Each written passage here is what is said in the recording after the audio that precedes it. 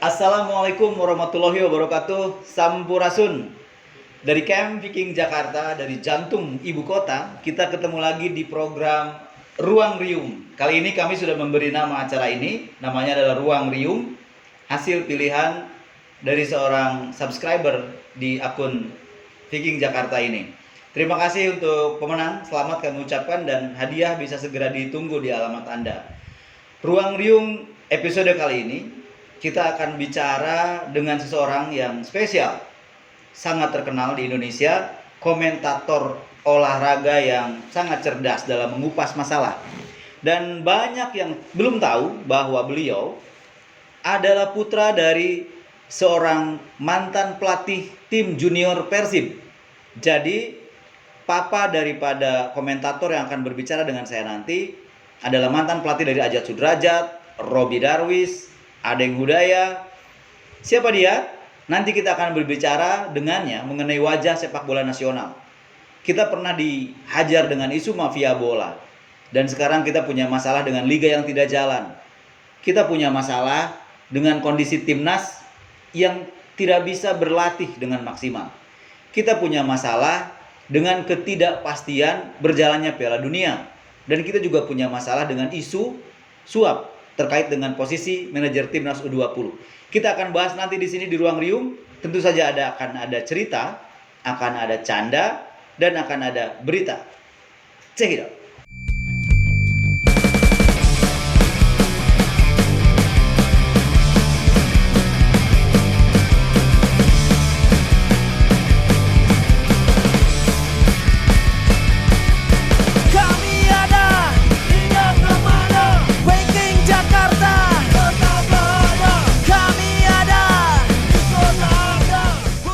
Seperti yang sudah disampaikan tadi, kita akan ketemu dengan pengamat sepak bola, orang yang sangat memahami sepak bola Indonesia, memahami kompetisi di Indonesia, pernah menjadi direktur kompetisi PSSI. Sudah bersama kita di saat ini adalah Bung Tommy Welly atau Bung Towel, pengamat sepak bola kita. Apa kabar, Bung? Kabar baik, sehat. Luar biasa. Makasih udah sampai ke sini. Iya, menyenangkan jadi tahu. Inilah Camp Viking Jakarta dan sebuah kehormatan sekali berbung Towel bisa duduk di kursi ini.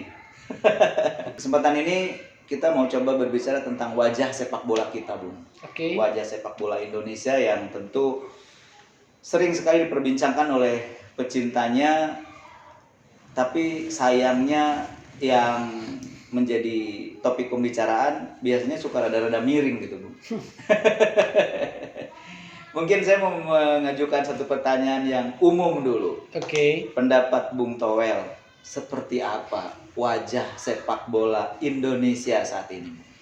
Ya, sama seperti pandemi yang membuat banyak hal melemah, menurun. Ya, sepak bola kita pun menurut saya sih dalam posisi yang buruk ya. Raportnya merah lah kalau kita mau bicara raport, terutama periode kepengurusan yang baru ini. 1 tahun lah kurang lebih kan, dari November 2019 sekarang posisinya Desember, jadi selama 1 tahun menurut saya sih raportnya masih merah. Ada banyak catatan dan itu membuat kesimpulannya masih merah. Raport merah ini menunjukkan wajah sepak bola kita yang kurang baik. Menurut Bung sendiri, ini adalah PR besar yang menjadi kekeliruan di federasi atau seperti apa? Ya, banyak pekerjaan rumah. Tentu bukan di federasi saja, tetapi karena secara organisasi itu hulunya. Pengambil kebijakan, policy, strateginya di sana, maka harus diberesi di sana dulu. Memang ada istilah reform itu masih global. Nggak bisa cuma kepalanya, nggak bisa cuma kulitnya, harus keseluruhan. Tapi bisa dimulai di pusat, di federasi, sebelum nanti turun ke bawah, supaya jadi semacam menular ya. Sebenarnya, Bung, kalau harus digambarkan secara singkat, apa yang salah? Kepemimpinan. Sistem salah. Maksudnya gini, orang dari latar belakang apapun boleh berkecimpung di sepak bola, karena sepak bola sangat demokratis, universal. Tetapi ketika Anda masuk organisasi sepak bola, Iya. pastikan prinsip-prinsip sepak bola yang menjadi dasar, Iya. bukan background Anda. Iya. Hmm. Background bisa macam-macam, Betul. tapi saat masuk federasi, saat masuk lingkungan olahraga, saat masuk lingkungan sepak bola, maka prinsip sepak bola yang harus utama, Betul. yang harus jadi apa ya, nafas gitu loh. Kepemimpinan. Jadi masalah utama di federasi saat ini adalah kepemimpinan. Oke, PR besar untuk pemimpin di federasi, kita punya wajah sepak bola yang sedang kurang baik, dan pekerjaan besar kita adalah harus memperbaiki kepemimpinan. Bung, sempat ada isu yang berkembang mengenai pergantian kepemimpinan. Kondisi ini apakah bisa menjadi salah satu solusi kah? sebetulnya bukan hal yang positif ya, sedikit-sedikit ganti pemimpinan, sedikit-sedikit ganti kepemimpinan. Cuma memang jika kepemimpinan yang sedang berjalan ini sangat buruk raportnya, akan sangat sulit. Akan sangat sulit. Ini saya nggak bicara soal person seorang ketum semata ya. Karena kan kita tahu bahwa federasi itu dipimpin oleh yang namanya exco. Ada 15. Sifat kerja, sistem kerjanya kolektif kolegial. Jadi mereka lah yang akan memandu. Dia kan 15 orang yang diberi amanah oleh stakeholder sepak bola kan. Lewat kongres dipilih 15 orang itu exco, hitam putih bola di tangan mereka tuh. Kebijakan, keputusan, strategi pembinaan, tim nasional, kompetisi, organisasi ada di mereka. Nah kalau mereka nggak perform, nggak capable, memang akhirnya ujungnya begitu lagi. Cuma pergantian ini buat saya seandainya pun itu terjadi harus dalam kerangka yang benar. Reform mas global. Jadi pastikan jangan cuma kepalanya doang, jangan cuma tangannya doang, jangan cuma kakinya doang, semua. Reform mas global. Jadi kalau kita mau perbaiki sepak bola kita, perbaiki semuanya. Apakah itu juga termasuk harus memperbaiki mental voters? Karena kan yang mendudukan exco, yang menghasilkan seorang ketua adalah voters. Iya, setuju. Itu yang kemudian harus dibenahi juga. Cuma memang kepalanya harus benar nih. Baru kemudian akan turun ke bawah, yaitu voter-voter. Karena kan yang kepengurusan ini kan 82. Iwan Bule ini kan 82 kalau nggak salah vote-nya kan. Suaranya. Nah, jadi voters jangan tiarap aja nih bagusnya ketika ada sesuatu yang tidak semestinya. Mereka wajib berbicara karena secara moral mereka lah yang memilih kepengurusan yang sekarang. Jadi saya sepakat voter pun harus berubah, harus ada perubahan. Kalau enggak ya begini-begini aja. Tanggung jawab daripada wajah sepak bola kita ada di tangan Anda juga, para voters. Jadi tidak bisa serta-merta dibebankan kepada federasi, dibebankan kepada pemimpinnya, tapi kepada pihak-pihak yang menjadikan mereka ada di posisi yang sekarang. Iya, dalam percakapan orang-orang sepak bola di lingkungan sepak bola kan yang harus jadi malu itu kan gini. Kalau dikit-dikit KLB, dikit-dikit kongres pemilihan, voter yang menentukan, kan ada istilah tuh lebarannya voter. KLB nih ATM nambah nih ya. Iya, istilahnya kan lebarannya voter. Lebarannya voter. Kita tertawa, tetapi kan tertawanya tertawa miris gitu. Tertawanya tertawa kuning gitu. Jadi buat saya itu istilah yang sangat mendegradasikan sebetulnya. Diistilahkan oleh publik bola, oh lebarannya voter kan. Jadi sebetulnya kan itu sinikal ya, sinis ya. Nah itu yang harus menurut saya sih harus mulai berubah lah. Ayo dong, kalau enggak ya begini-begini aja, muter gini-gini aja. Ya mudah-mudahan entah itu apapun nanti yang terjadi di tahun depan, kongres biasa atau kongres luar biasa, ada perubahan lah dari para voters, dari para stakeholder, mindset mereka perbaiki sepak bola kita. Betul. Seperti itu. Ini yang paling menyedihkan adalah liga kita tidak jalan, Bung. Negara-negara tetangga kita udah jalan liganya. Bahkan beberapa negara sudah memperbolehkan penonton masuk ke stadion. Apa yang terjadi dengan liga kita, Bung, sesungguhnya? Pandemi ini kan global, dunia mengalaminya. Negara tetangga ASEAN melaksanakan. Mungkin negara sepak bola di ASEAN yang nggak melaksanakan cuma kita. Cuma kita. Bukan mungkin sih. Brunei kan memang pospon. Iya. Timor Leste cuma cup-nya aja, cuma turnamen, cuma piala. Iya. Kompetisinya di hold, di cancel untuk tahun depan. Iya. Artinya kan cuma negeri kita. Iya. Jadi buat saya ini jangan sampai nggak capable PSSI-nya. Di sepak bola kan kita ada istilah teknis non teknis. Iya. Teknisnya kan dijalani itu. Misalnya keputusan kompetisi kan sudah berbentuk SK. Surat keputusan. Berarti kan secara organisasi bulan Juni. Betul. Kompetisi dalam keadaan luar biasa. Iya. Lalu kemudian proses-prosesnya dijalani baik ke Satgas, ke BNPB ya. Iya. Lalu ke Kemenpora Polri. sebagai perwakilan dari pemerintah dan sebagainya. Iya. Kan mentoknya cuma satu.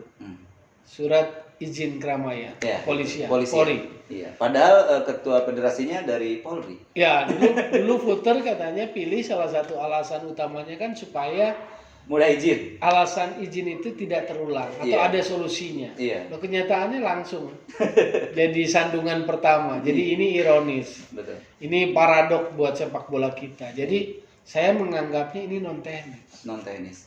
Bukan tidak melakukan prosedur administrasi normal, formal pasti dilakukan. Iya. Baik oleh operator PT LIB maupun oleh PSSI. Iya. Tapi kan kalau dicek nggak pernah ada pertemuan misalnya ketum yang backgroundnya kepolisian dengan Kapolri misalnya. Iya. Jadi saya ngelihatnya ini persoalan non teknis. Non teknis. Jangan-jangan ada grup WA yang nggak ada Pak Iwan Bulenya nih di antara pati.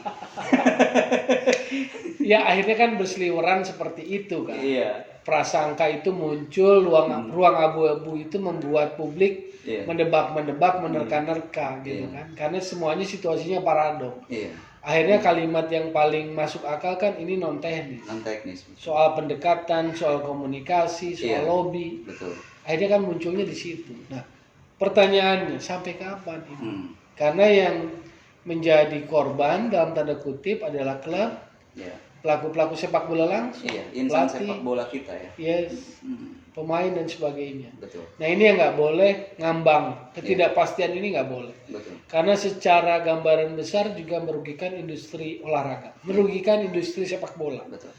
Kalau kompetisi nggak pernah jelas jadwalnya, ya gimana broadcast mau masuk, gimana sponsor mau masuk, bagaimana klub melaksanakan kerja sama, kontrak, baik dengan sponsorship maupun dengan pemain. Karena kan bingung. Betul. Kayak sekarang, apa yakin nanti Februari kan enggak, jadi bingung. Ini mau persiapan mau enggak, mau persiapan mau enggak, kontrak mau perpanjang kontrak apa enggak. Itu ketidakpastian dan itu yang buat saya adalah catatan merah sehingga dalam aspek kompetisi federasi kita raportnya merah. Karena kompetisi kan adalah cikal bakal pembentukan tim nasional. Yes. Harus ada kompetisi supaya kita punya tim nasional yang kuat. Yes. Ini sekarang kompetisi kita tidak jalan, lalu kita peringkat FIFA-nya terus turun gitu. Cuma di luar itu saya melihat kapabilitasnya memang agak kurang ya. Operator yang ini, operator yang sekarang kapabilitasnya kurang.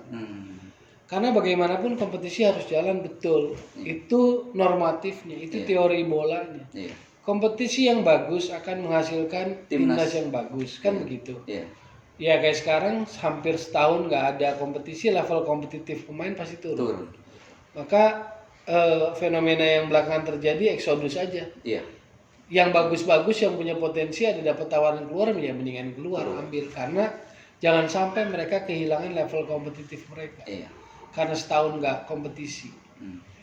Nah, menurut saya juga catatan dari federasi kita kenapa raportnya merah, ketika kompetisi kita, liga kita nggak masuk Liga Champion Asia, boleh dicek jejak digital di media, Sekjen, PLT Sekjen mengatakan tidak masalah. Jadi sangat menyedihkan. Sangat menyedihkan ya. Indonesia tidak masuk ke Liga Champion Asia, tidak masalah. Ya, cek jejak digital, saya pernah baca berita yang seperti itu. Artinya kita mau ngapain bikin kompetisi? Mau ngapain klub melakukan pembinaan? Muaranya kemana tujuannya gitu? Dan tidak pernah ada diskusi tentang itu, tidak ada wacana tentang itu. Padahal ini menurut saya salah satu area yang harus direktur teknik tampil, Betul. bicara. Iya. Bagaimana bersama operator liga, bagaimana meningkatkan kualitas liga Iya. supaya dapat satu slot Iya. atau setengah slot atau Iya. satu setengah slot Liga Champions Asia. Iya. Bung Toel, kenapa sih itu penting? Begini, di satu sisi gembar-gembornya elit sepak bola kita, pejabat-pejabat sepak bola kita selalu bicara tentang Piala Dunia. Iya. Bagaimana pemain kita kompetitif sana kalau di Liga Champions Asia aja nggak main? Kan ukurannya itu. Kalau Iya. Anda main sama Muang Thong, kalau Iya. Anda main sama klubnya Iniesta, Vissel Kobe, Iya. Anda main sama Teraton Bunmatan, Iya. Canatip Songkrasin, Anda main sama klubnya Iran, Anda main sama ini, Anda kompetitif di Asia. Betul. Maksudnya nggak kaget lagi tuh ketemu Iya. itu, karena Iya. di level Champion Asia saya ketemu sama mereka. Iya. Betul. Kan itu. Hmm. Ini gimana mau ngomong level yang tinggi kalau itunya nggak ditata. Betul. Jadi kalau istilah kata Daimuki teman saya, bagaimana kita mau panen cabai kalau yang ditanam tomat gitu. Gak bisa. Dan lucunya nggak ada yang pernah membicarakan ini. Iya. Begitu nggak dapet slot, ya sudah nggak masalah. Iya. Kan lihat literasinya sangat buruk. Bicara tentang slot di kompetisi Asia, terbaru PSSI membuat blunder. Ya. Bikin aturan sendiri. Ya. Manual entry club udah dibikinin sama AFC. Hierarkinya begini. Pas kita disuruh nyodorin calon, kita nyodorin calon diketawain AFC, dibalikin. Lu salah gitu. Kenapa Bung bisa terjadi? Iya, itu memalukan ya. Iya. Kasus terakhir sangat memalukan karena satu persoalannya teknis. Iya. Seperti Bob bilang, regulasinya, guidance-nya, manualnya sudah ada. Sudah. Tinggal diikuti. Itu kan teknikal. Iya. Jadi memalukan kenapa satu itu teknikal, yang kedua terjadi di level rapat keputusan exco. Iya. Keputusannya. Iya. Jadi kalau tahu hierarki keputusan sepak bola dalam satu negara, Iya. keputusan exco itu yang kedua setelah kongres. Yang tertinggi kongres yang berikutnya kedua, exco. Itu dibahas di exco. Iya. Salah pula. Padahal teknis gitu kan. Iya. Udah gitu masih ngeles gitu. Iya. Persipura tanya ke federasi, surat Persipura dikirim ke AFC. Iya. Padahal Persipura nggak protes sama AFC. Protesnya sama federasi. Iya, dia bertanya pada federasinya. Iya. Itu dasarnya apa yang Apa? kamu pakai gitu. Iya. Mempertanyakan itu. Iya. Nah, kenapa saya menyebut kasus terakhir ini sungguh memalukan. Yang ujungnya sebetulnya memperlihatkan ketidakkapabelan. Betul. Mereka yang disebut exco itu Exco. tidak kapabel. Hmm. Loh, akhirnya kan kita ini apa? Dengan segala dalihnya yang disampaikan oleh PLT Sekjen, ruang prasangkanya jadi muncul lagi, Betul. ruang abu-abunya. Jangan-jangan ada apa-apanya, Ada apa? jangan-jangan ada apa-apanya. Masa sih dari 15 exco nggak bisa ngerti baca aturan? Kan kalau saya nggak percaya. Iya. Kalau saya nggak percaya, karena salah satu exco, Hmm. orang dekat salah satu exco-nya telepon saya. Oh, gitu. Dia bilang keputusannya terkait agenda itu, agenda perwakilan klub AFC, yaitu Bali dengan Persipura. Berdasarkan acuan regulasi itu. Iya. Jadi kalau dianggap hilaf semata-mata karena nggak memahami aturan Aturan itu. atau mengabaikan aturan, itu Tidak sulit mungkin. dipercaya. Betul. Pernah ada kemudian berkembang isu atau alasan bahwa ini adalah upaya PSSI untuk mengakomodir liga domestik. Karena liga domestik diakomodir juaranya, tetapi juaranya gagal di license, jadi coba dia akomodir runner up-nya. Tapi kan di dalam manual liganya FC ini tidak ada. Bung mungkin belum menangkap isu ini. Isu ini sempat memperuncing hubungan antar beberapa supporter klub. Iya. Karena ada kami juga akun Viking Jakarta mendapat lumayan banyak cubitan-cubitan gitu. Ya. Karena kami dianggap meledek atau iri dan sebagainya. Padahal sama sekali kita ingin menyampaikan bahwa ya sudah, ini memang kebijakan PSSI seperti ini, tapi ya memang salah gitu kan ya. Betul. Memang salah, dan ini juga PSSI harusnya jadi perhatian. Setiap federasi mengambil langkah dan kemudian itu salah. Sebuah riak kecil yang PSSI buat di tengah laut itu jadi gelombang besar ke pantai. Nah, ini juga harus jadi perhatian bagi federasi. Betul, catatan tambahannya selain memalukan karena alasan-alasan tadi, satu adalah ini hal yang sifatnya teknis, Iya. yang kedua terjadi di rapat exco, dan yang ketiga adalah dampaknya tadi Dampaknya. di supporter, terjadi terjadi apa ya? Polemik terjadi lah ya. polemik, perdebatan. Iya. Akhirnya meruncing lagi misalnya Nah. perselisihan konflik. Iya. Dan yang terakhir sebetulnya adalah karena ini menyangkut Persipura. Betul. Ada sisi sensitivitas, Ya. sosiologis, psikologis. Betul. Apalagi kemudian media sosial menampilkan yang statistik 5 kali Betul. gagal itu. Iya. Itu kan makin runcing, makin Iya. runyam. Betul. Kalau saya juga diserang karena sebetulnya salah tangkap semua. Yang pertama saya posting story di Iya. medsos, Hmm. itu saya bicara tentang angka 1M yang 100.000 Singapura. Itu yang berkait- sebetulnya saya sudah dengar lama. Oh gitu ya. Cuma saya nggak bisa mengabaikan juga Hmm. isu yang terjadi terhadap Persipura. Jadi saya Iya. juga menulis story tentang itu. Tentang itu. Tidak ada yang saya serang terkait publik, Iya. karena ini menyangkut federasi terhadap anggotanya, terhadap klubnya. Iya. Jadi kalaupun ada yang saya kritik atau saya kasih catatan, koreksi sebetulnya ya federasi PSSI. PSSI. Ini kita bicara hal yang agak sensitif. Yang dimaksud oleh Bung Toel tadi itu Persipura memang pernah dalam tanda kutip beberapa kali dikerjai Ya, oleh itu jadi federasi. sensitif. Karena mereka gagal mewakili Indonesia di Liga Asia. Betul. Berkaitan dengan Persipura yang adanya di Papua dan kondisi yang berkembang secara politik di Papua, jadi sensitif isunya. Betul. Seperti itu. Semoga dugaan-dugaan kita ini keliru lah ya. Mudah-mudahan ini betul-betul hilap semata. Ya, artinya memang harus segera dikoreksi itu kemarin. Betul. Dan berhasil, dan itu melegakan. Iya, melegakan. Mudah-mudahan tidak terulang lagi ke depan. Ya, tapi catatan dari Ketua Umum Persipuranya sangat bagus. Iya. Pak BTM, BTM. Ben Hur Tomimano, dia bilang dia memaafkan, Ya. tapi juga hati-hati dengan orang sekeliling ketum katanya. Nah. Jadi menurut saya sih itu pernyataan yang nggak perlu diinterpretasikan. Iya, sudah sangat jelas. Dan tidak semua presiden klub berani ngomong kayak gitu tuh. Tapi Pak BTM berani. Ya, Hati-hati Pak Iwan Bule. pelajaran menurut saya sih. Pelajaran besar di kasus ini, pertanyaan Persipura mempertanyakan itu luar biasa. Iya. Jadi itu juga pelajaran buat publik. Betul. Nah tadi ada sempat ke senggol sedikit mengenai 1 miliar. Mengenai 100 dolar Singapura. Iya, iya. Ini menarik. Isu yang berkembang mengenai jual beli jabatan manajer timnas U20 Iya, iya. Piala Dunia. Manajer timnas nih memang kayak rada-rada seksi gitu ya. Kita mungkin jadi satu-satunya negara di dunia yang kemarin ketua federasinya jadi manajer. Terus sekarang ada isu lagi soal jual beli manajer timnas. Ada apa sebenarnya nih, Bung Toy? Panggung Piala Dunia U20-nya yang seksi. Ya, Jadi orang berlomba-lomba ingin terlibat di sana. ya, Karena mungkin pikirannya kapan lagi gitu kan. ya, Jadi banyak motivasi lah. ya. Selain di luar sepak bolanya kan banyak Iya. motivasi. Jadi satu catatannya karena panggungnya seksi. Betul. Bahkan seorang ketum pun mau jadi manajer kan Mau jadi sempet. manajer, iya.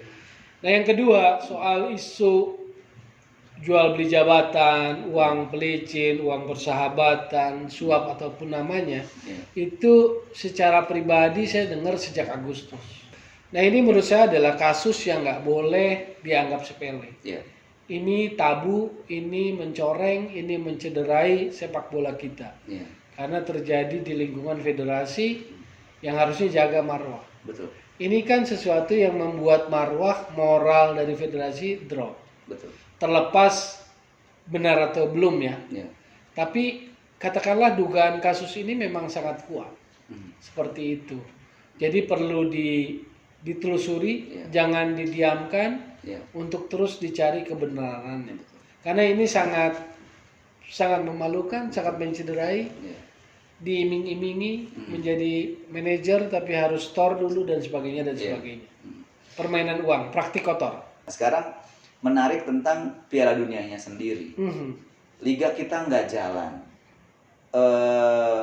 Pembinaan pemain muda juga instan, cenderung instan. Lalu kita mau menjadi penyelenggara Piala Dunia. Kok ada kesan kita ini jadi tertariknya itu atau jagonya di seremoninya gitu loh. Yes, di event. Di eventnya, bikin kegiatan-kegiatannya, tapi Esensinya. esensi dari kegiatan sendiri itu prestasi kita nggak punya gitu.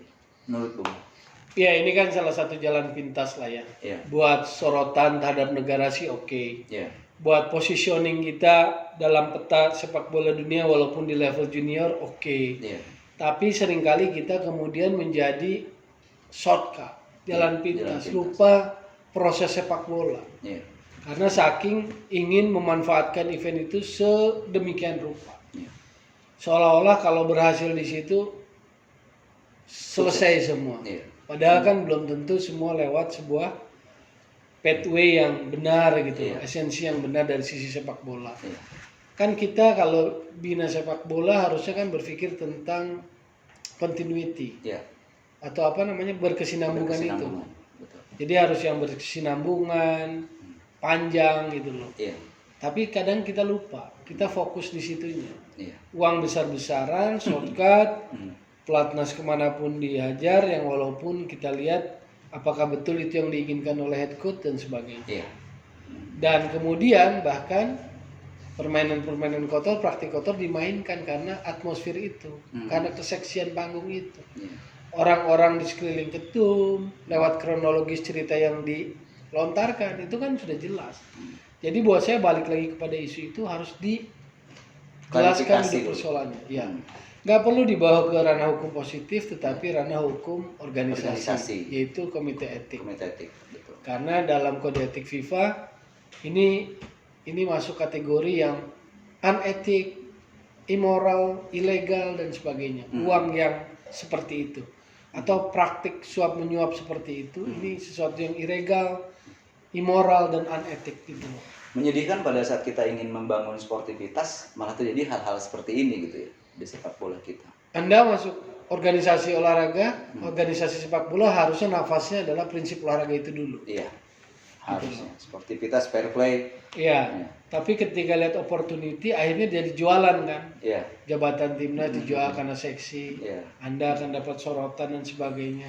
Ada yang tergiur di itu dulu kan begitu kan. Iya. Kalau kita anggaplah ini sebuah skenario kan. Iya. Nah makanya saya menganggap bahwa Exco harus memerintahkan PLT Sekjen agar menyuruh komite etik atau komite disiplin untuk Investigasi bergerak. masalah ini. Cuman dari berita terakhir PLT Sekjen ngomongnya adalah Judicial PSSI akan memanggil dari pihak Sumsel Iya. dan dari pihak Joko Purwokonya. Tapi judicialnya nggak dijelasin mana nih, etik Iya. atau disiplin Iya. gitu loh. Masih Nah itu yang menurut saya sih jadi abu-abu, harus tegas. Lalu prosesnya dibuka kepada publik supaya apa? Organisasi ini good governance, tata kelolanya transparan, bagus, lalu trust publik ada nanti. Iya. Karena ya bagaimana kita bisa menghasilkan hasil yang bagus kalau kita sudah mengelolanya dengan cara yang tidak baik, tidak benar. Bicara tentang shortcut tadi, Bung. Shortcut pembinaan usia muda. Oke. Kita banyak melakukan naturalisasi nih pemain. Bahkan pemain usia muda aja kita naturalisasi. Ya. Pendapat Bung mengenai fenomena ini?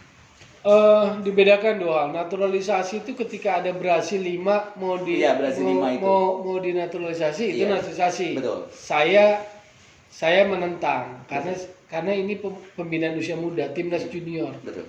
Mana ada sih negara-negara lain timnas junior begitu ngotot naturalisasinya 5 gerbong bedol desa Bedol kalau istilah desa. dulu transmigrasi ya. Iya.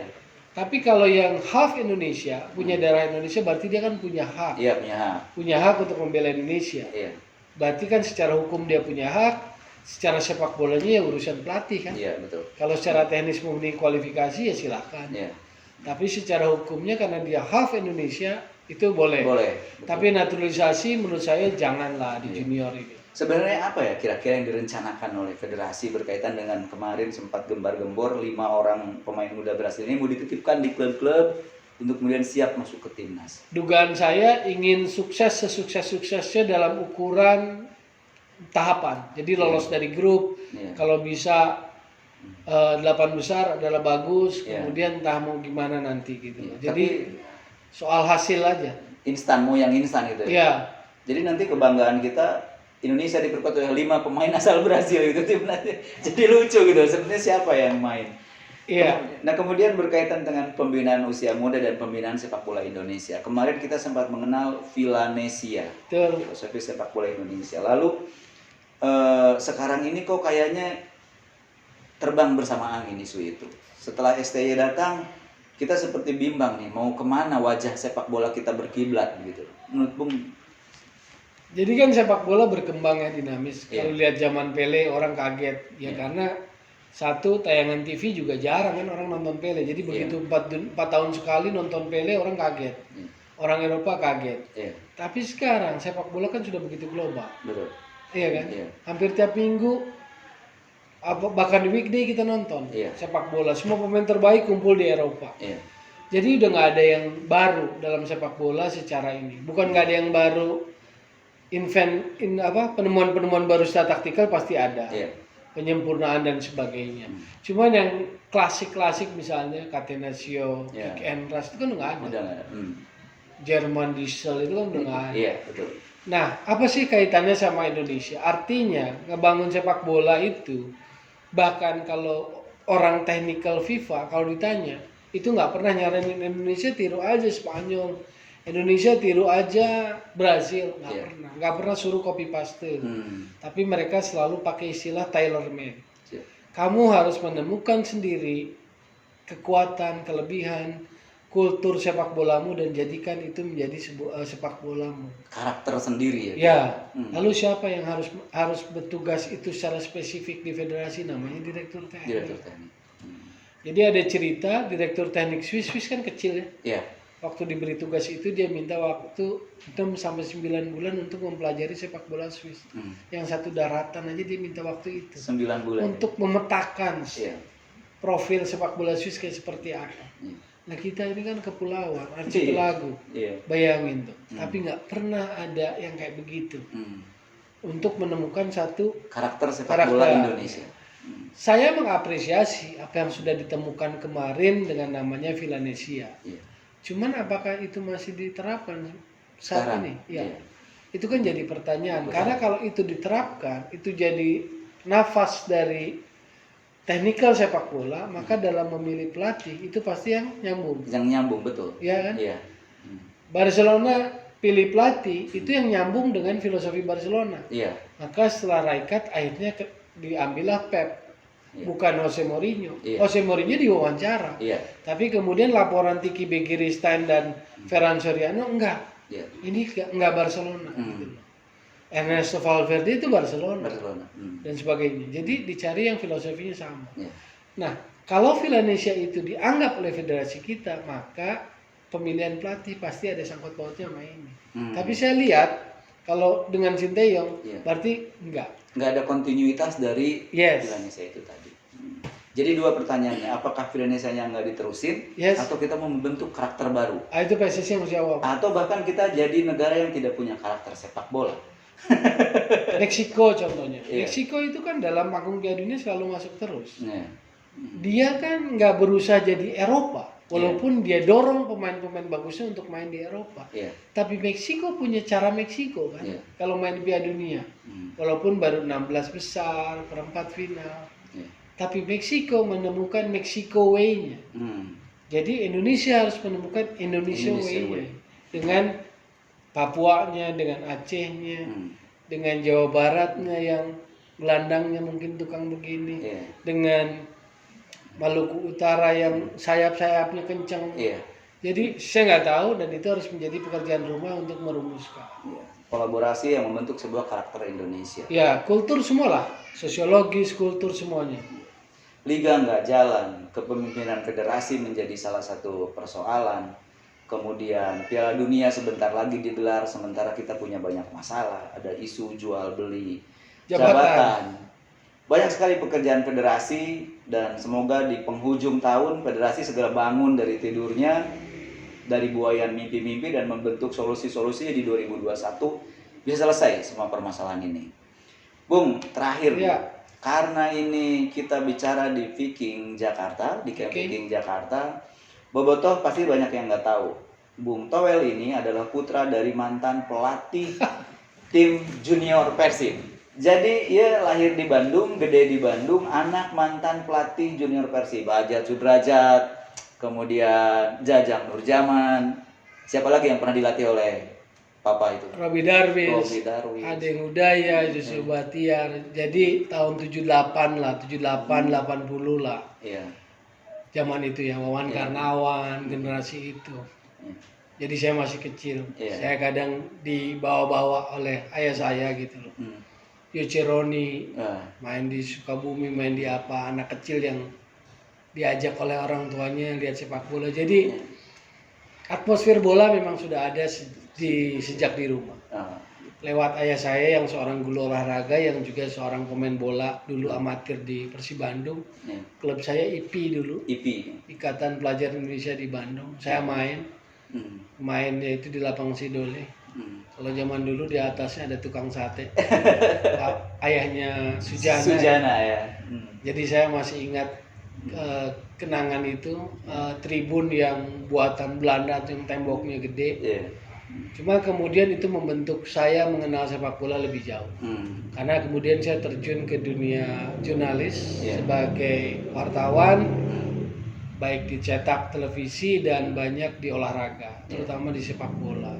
Yang kemudian saya nggak bisa lagi cuma sekedar biru atau merah atau apa, saya harus nationwide. Harus merah putih. Karena kemudian setelah jadi jurnalis, jadi komentator, jadi pengamat, jadi praktisi. Betul. Saat menjadi praktisi ada di federasi, saya harus nationwide. Yeah. Bahkan sebetulnya sejak jadi komentator saya harus global. Betul. Nggak bisa terlalu kecil skupnya. Betul. Iya. Dan pengalaman masa kecil tadi di Bandung membentuk banyak sekali minat yang besar bagi sepak bola dan akhirnya terbentuklah seorang komentator besar di Indonesia. Bung Tamewel. Iya, saya beruntung karena saya main bola, cuma nggak kesampaian lah jadi pemain bola. Budiman yang sekarang jadi asistennya Rene Robert itu seangkatan main. Dia dulu kan di Lembang, nama klubnya Elang Putih, tapi kemudian dia hijrah ke Uni, dia tinggal di Mes Uni waktu itu. Kalau saya sekolah, jadi selepas SMA dia fokus main bola, saya kuliah gitu loh. Saya kuliah jadi main bolanya sebatas di kampus, hobi, gitu ya. Lalu di kalangan wartawan, di Pewarnas ya. So, waktu itu Pewarnas saya udah siwo DKI. Waduh. Lawannya Jawa Barat, Jawa Barat. Menyenangkan pembicaraan kita kali ini, Bung Tamewel. Sayang sekali masih banyak sebenarnya yang kita bisa sampaikan, yang ingin kita bicarakan. Mudah-mudahan lain waktu kita bisa ketemu bahas Persib. Ya, boleh. Kali ini kita bahas wajah sepak bola Indonesia.